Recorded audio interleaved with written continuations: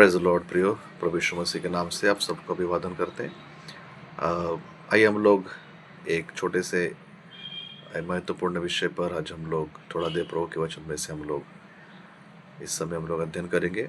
और विशेष रूप से जो विषय है, इन दिनों में बहुत सारी कलीसियाओं में लेंट डेज या जो 40 दिन की उपवास प्रार्थना जो होती है, जो ऐश वेडनेसडे से शुरू होता है और 40 दिन तक फिर प्रभु यीशु मसीह के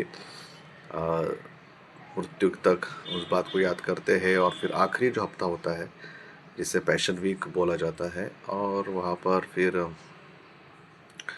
क्या कहते हैं 7 दिन कलीसिया में प्रार्थना होती है। और इन 40 दिनों में फिर अलग अलग परिवारों में प्रार्थनाएं और पारिवारिक सभा होती है जिसमें गीत गाए जाते हैं, वचन सुना जाता है, पढ़ा जाता है और भोजन भी होता है अंत में, और संगति होती है। इस प्रकार से ये कई कलीसियाओं में, ख़ास तौर से जो मेन लाइन चर्चेस है या जो पुरानी कलीसियाएँ हैं, वे लोग इस प्रकार के इन दिनों मनाते हैं। और आमतौर पर जो स्वतंत्र कलीसियाएँ हैं, पेंटिकॉस्टल कलीसिया जिनको हम कहेंगे, तो वे इस बात पर ज़्यादा जोर नहीं देते हैं और इसको मनाते भी नहीं हैं। और फिर फिर सवाल ये आता है कि क्या ये जो 40 दिन की उपवास प्रार्थना है, ये मनाना चाहिए या नहीं मनाना चाहिए।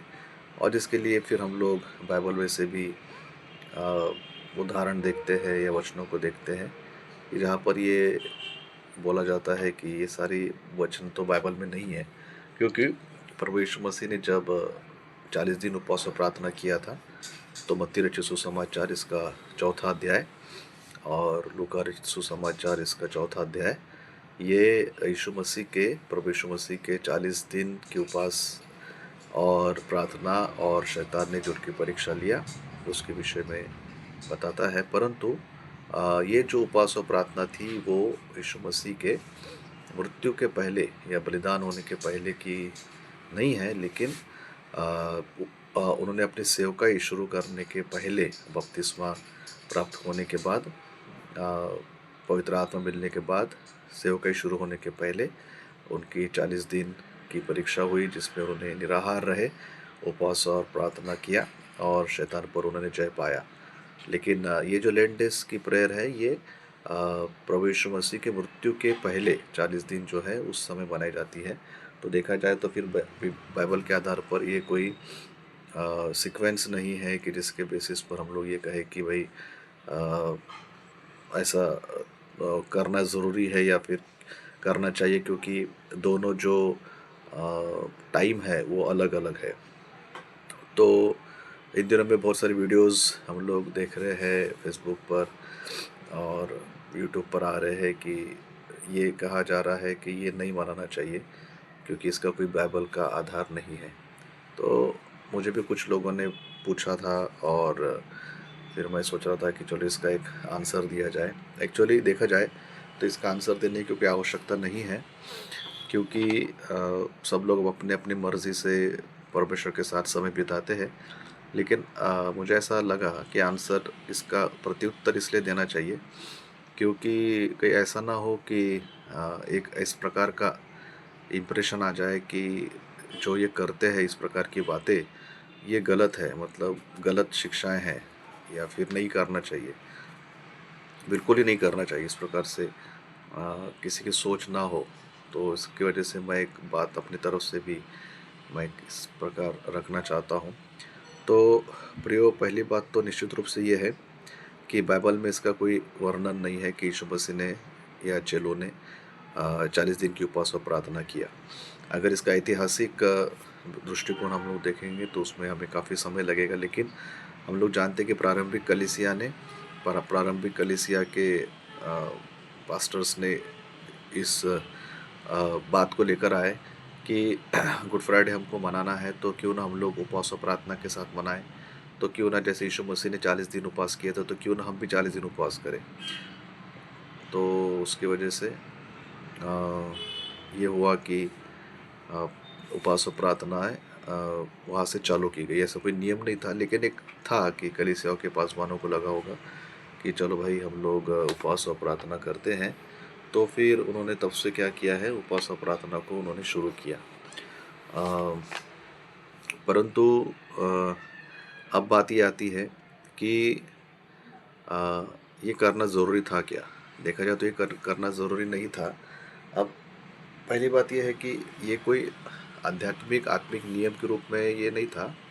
लेकिन क्या हुआ कि आज भी कभी-कभी कलीसियाओं में, कलीसिया के सेवकाई सुचारू रूप से चलने के लिए कई बार पासबान कुछ कलीसिया में कुछ नियमों को लेकर आते हैं कि हमने कलीसिया के आत्मिक उन्नति के लिए कुछ करना चाहिए। तो कलीसिया वो करती है और फिर हम लोग कहते हैं कि चलो हर साल मनाना चाहिए। तो उस तरीके से ये 40 दिन की उपवास प्रार्थना लैंडिस चालू हुई कि चलो हम लोग प्रभु यीशु मसीह को याद करना है। तो क्यों ना हम लोग उपवास और प्रार्थना के साथ उसको याद करें। इसलिए अगर नहीं मनाना है तो ऑफ कोर्स नहीं मनाना है, क्योंकि बाइबल में इसका कोई वर्णन नहीं है। लेकिन प्रियो, बाइबल में और भी कई ऐसे दिन हैं, और बाइबल में और भी कई ऐसे इवेंट्स है जिस जिसको मनाने के बारे में बाइबल अपने को नहीं बताती। तो जैसे उदाहरण के लिए क्रिसमस हमने सेलिब्रेट करना चाहिए, ये बाइबल नहीं बताती। हाँ, बाइबल ये बताती है कि यीशु मसीह का जन्म हुआ, ठीक है, लेकिन उसका उसके जन्मदिन को त्यौहार के रूप में मनाया जाए, ये बाइबल अपने को नहीं बताती है ना। अपने को उसका डेट भी नहीं मालूम, और क्रिसमस 25 दिसंबर को है नहीं है इसके बारे में बहुत सारे डिस्कशंस हैं। लेकिन फिर भी हम लोग क्या करते हैं कि हमारे उद्धारकर्ता के धरती पर आने का एक दिन, जो प्रारंभिक कलीसिया से जो दिन नियुक्त किया गया, चलो हम उस दिन का, उस डेट को मानकर हम लोग सेलिब्रेट करते हैं। जबकि हम सबको मालूम है कि 25 दिसंबर ये कोई डेट क्रिसमस का बाइबल में तो नहीं लिखा है। फिर भी हम लोग मना लेते हैं क्योंकि हमको मालूम है कि यीशु मसीह आया था। कौन से दिन आया था, डेट क्या थी, ईयर क्या था, इसके हम लोग उतना नहीं सोचते, लेकिन उसके आगमन की खुशी को हम लोग मनाते हैं। उसी प्रकार से गुड फ्राइडे का भी हमको डेट नहीं मालूम, कौन किस तारीख को प्रभु यीशु मसीह की डेथ हुई थी। बहुत सारे स्कॉलर्स एक अंदाज़न डेट बताते हैं, और उसके पुनरुत्थान का भी हमको डेट नहीं मालूम, अंदाज़न हम लोग चलते हैं। लेकिन हमको इतना तो विश्वास है कि प्रभु यीशु मसीह हमारे पापों के लिए मरे थे, और हमारे पापों के लिए मुर्दों में से जी भी उठे थे, हमको उद्धार देने के लिए। लेकिन बाइबल ये भी नहीं बताती है कि हमको गुड फ्राइडे भी मनाना है, या कलीसिया में जाकर गुड फ्राइडे सेलिब्रेट करना है, ईस्टर या रिजरेक्शन डे सेलिब्रेट करना है, ऐसा नहीं बताते। लेकिन हाँ, इस रिजरेक्शन डे से रविवार की आराधना शुरू हुई, ये सब बातें हैं। लेकिन स्पेसिफिकली हम लोग गुड फ्राइडे मनाएं, रिजरेक्शन डे मनाएं, ऐसा अपने को बाइबल में लिखित रूप में ऐसे अपने को नहीं मिलता।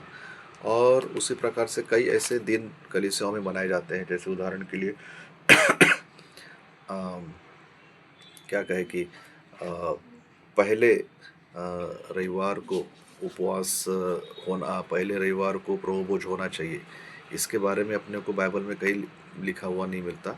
बहुत सारे कलीसियाओं में हम लोग देखते हैं कि पहले रविवार को प्रभु भोज दिया जाता है, जबकि बाइबल में किस दिन प्रभु भोज दिया जाए उसके विषय में अपने को बाइबल में हमको पढ़ने के लिए नहीं मिलता है कि इसी दिन या इसी रविवार को प्रभु भोज दिया जाना चाहिए। और दूसरी बात ये भी है कि अपने को बाइबल में ये भी नहीं मिलता है कि पहले संडे को ही देना चाहिए, है ना, या फिर ऐसा हो सकता है कि दूसरे संडे को भी दिया जाए, तीसरे संडे को भी दिया जाए। कौन से संडे को, कौन से रविवार को प्रभु भोज दिया जाए, इसके विषय में भी बाइबल अपने को स्पष्ट रूप से नहीं बताती। लेकिन फिर भी चलो एक नियम लग गया है, या फिर अच्छा लगता है। तो first Sunday off the month, पहला जो संडे होता है महीने का, उस दिन प्रभु भोज दिया जाता है। इसके बाइबल में कोई लिखित रूप से नहीं है। फिर बाद में हम लोग देखते हैं कि रिवाइवल मीटिंग भी हर कलीसिया ऑलमोस्ट आयोजित करती है, साल में एक बार या कई बार, या एक ही शहर में कई बार रिवाइवल मीटिंग्स होती है। तो बाइबल में हम लोग ये भी नहीं पढ़ते हैं कि रिवाइवल मीटिंग का भी आयोजन किया जाना चाहिए, कि 3 दिन की आत्मिक सभा रखिए और किसी वक्ता को बुलाइए, उसमें इस प्रकार का क्वायर होना चाहिए, इस प्रकार का अरेंजमेंट होना चाहिए, ऐसा अपने को कुछ भी नहीं बताते। लेकिन फिर भी कलीसिया आत्मिक उन्नति के लिए क्या कहेंगे उसको, रिवाइवल मीटिंग को रखते हैं। तो फिर भी हम लोग उसको एक्सेप्ट करते हैं और हम लोग उसको स्वीकार करते। चले जाते हैं और हमको उसमें खुशी भी मिलती है और आत्मिक रूप से हम लोग जागरूक भी हो जाते हैं। तो ये सब बातें भी लिखी हुई नहीं है, लेकिन फिर भी हम लोग कर रहे हैं। और जहाँ तक राख का है, वो उल्लेख हम लोग देखते पुराने नियम में, जैसे योना 3:6 में पढ़ते हैं कि जब उन्होंने उपवास प्रार्थना किया तो उन्होंने अपने ऊपर में राख डाल दिया था, ये सब बातें हुई। और नए नियम में फिर हम लोग पढ़ते हैं कि यीशु मसीह ने राख के बारे में नहीं बताया, लेकिन उल्टा प्रभु यीशु मसीह ने बताया कि जब तुम उपवास करें, मत्ती रचित सुसमाचार इसका 6वां अध्याय 16 और 17 में हम लोग पढ़ते हैं कि यीशु मसीह ने बताया कि जब तू उपवास करे तो तू अपना मुंह धो, तेल लगा, है ना। मतलब ये होता है कि तू फ्रेश दिखना चाहिए, है ना। तुझे लोगों के सामने मुंह उतार के नहीं रहना, ताकि लोग नहीं परंतु तेरा पिता जाने कि तू उपवास कर रहा है, और तेरा पिता जो गुप्त में देखता है वो तुझे उपवासी जानकर तुझे प्रतिफल देगा। तो नए नियम में राख नहीं है, नए नियम में उल्टा ये है कि तुम अच्छा दिखो, फ्रेश दिखो, और लोगों को पता ना चले कि तुम उपवास कर रहे हो, लेकिन तुम्हारे परमेश्वर के बीच का जो उपवास का पार्ट है वो तुम करो, ऐसा बाइबल अपने को सिखाती है।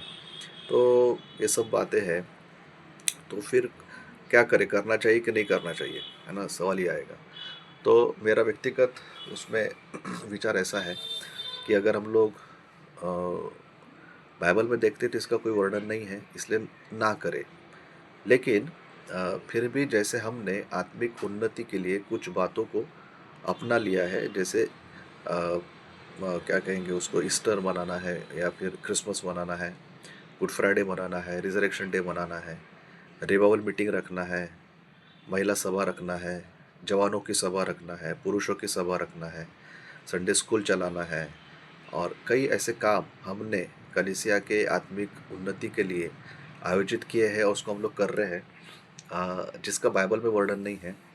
तो फिर क्यों ना हम लोग, अगर 365 दिनों में से अगर 40 दिन अगर हम लोग उपवास और प्रार्थना के लिए अलग करते हैं, तो उसमें आपत्ति क्या है ना। नहीं करना चाहिए, बात सही है, क्योंकि बाइबल में नहीं लिखा है, लेकिन अगर करें तो क्या प्रॉब्लम है।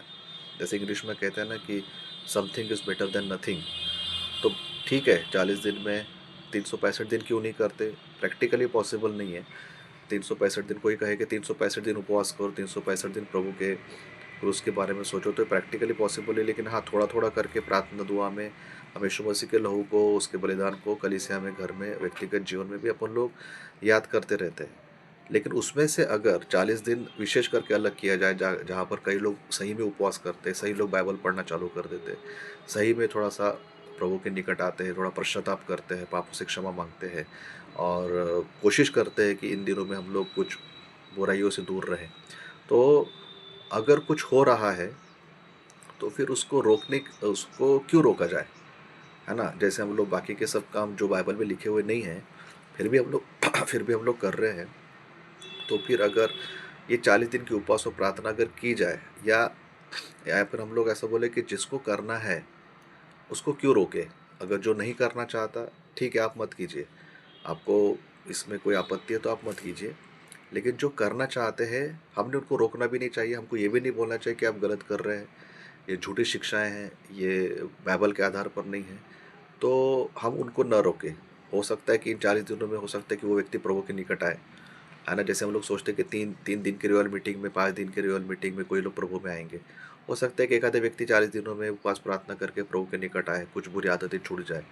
तो something is better than nothing, है ना। कि कुछ हो रहा है तो उसको होने दो, ताकि क्या कहे वो, हम्म, उसमें से कुछ तो भी उसको आत्मिक आनंद मिल सकता है ना।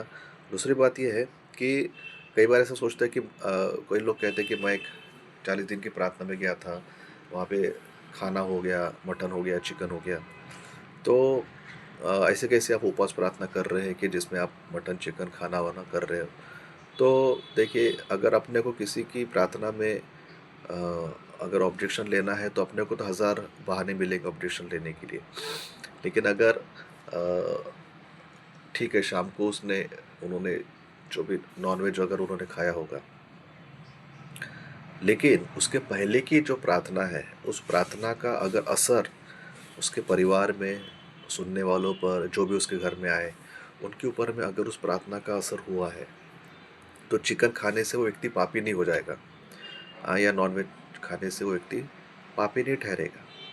तो ये मुझे ऐसा लगता है कि ये मैच्योर थिंकिंग नहीं है, ये परिपक्व थिंकिंग नहीं है। नहीं तो अगर ऐसी बातें निकालने पड़े तो हम लोग बहुत सारी बातें निकाल सकते हैं। इसलिए हम लोग एक कोशिश करें कि जो व्यक्ति उपवास प्रार्थना करना चाहते हैं 40 दिनों में, प्रिय उसको करने दीजिए, है ना? आप अगर किसी को नहीं अच्छा लगता तो ना करे, लेकिन जो करना चाहता है करे। सही कर रहे हैं, गलत कर रहे हैं, उसका न्याय परमेश्वर करेगा, है ना? क्योंकि ये ना करे ऐसा बाइबल में कहीं नहीं लिखा है, करो भी नहीं लिखा है, नहीं करो भी नहीं लिखा है। तो जब बाइबल इसके विषय में साइलेंट है और बाकी की बातें भी, जैसे मैंने बताया, Christmas, good Friday, resurrection day, नया साल की आराधना, संडे स्कूल, जवानों की सभा, महिलाओं की सभा, ये सब हम लोग कलीसिया में आत्मिक उन्नति के लिए करते हैं। तो उसमें से अगर 40 दिन कोई व्यक्ति उपवास प्रार्थना कर रहा है तो मुझे नहीं लगता कि उसमें कोई उसको उससे कुछ उसका नुकसान होने वाला है। इसलिए एक छोटी सी बात जो मैंने अपनी तरफ से कही वो यही है कि ना करे अच्छा है, करे तो क्या प्रॉब्लम है। इसलिए प्रभु हमारी सहायता करे कि जो भी उपवास प्रार्थना कर रहे हैं प्रभु उनको आशीष दे, जो नहीं करना चाहते प्रभु उनको भी आशीष दे। लेकिन इसके वजह से आपस के रिश्तों में, या ये कलीसिया अच्छी है, ये विश्वासी सही है, वो विश्वासी गलत है, इस प्रकार की दोष लगाने वाली भावनाएं प्रियो किसी के मन में ना आए। यही यही होना चाहिए, किसी के ऊपर में दोष ना लगे, यही होना चाहिए। परमेश्वर करे प्रियो इन वचनों के, इन बातों के द्वारा हम थोड़ा सोचें और खुद जांचे, खुद परखे कि क्या सही होना चाहिए, क्या सही है, क्या गलत है। इसलिए परमेश्वर हमारी सहायता करे और प्रियो सारी महिमा परमेश्वर को मिले। जय मसीह की। Praise the Lord.